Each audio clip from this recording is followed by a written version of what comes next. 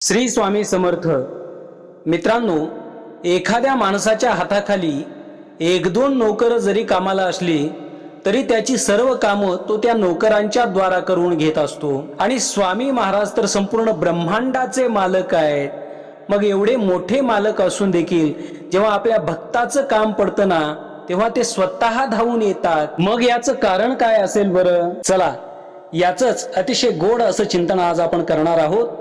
एका नावेमध्ये एक राजा, त्याचा राजपुत्र आणि त्याचे अनेक सेवक मंडळी, त्याच बरोबर एक स्वामी महाराजांचा भक्त, अशी बरीच जण त्या नावेमध्ये प्रवास करत होती. प्रवास करत असताना राजाने त्या स्वामी भक्ताला विचारलं, का रे, मी एका छोट्या राज्याचा राजा असून देखील मी माझे सर्व काम माझ्या सेवकाकडून करून घेतो, आणि तुझे स्वामी तर संपूर्ण ब्रह्मांडाचे मालक आहेत ना, तर मग प्रत्येक भक्ताच्या संकटामध्ये त्यांना स्वतः यायची काय आवश्यकता आहे? ते काम ते कोण्या दुसऱ्याच्या हातातूनही करून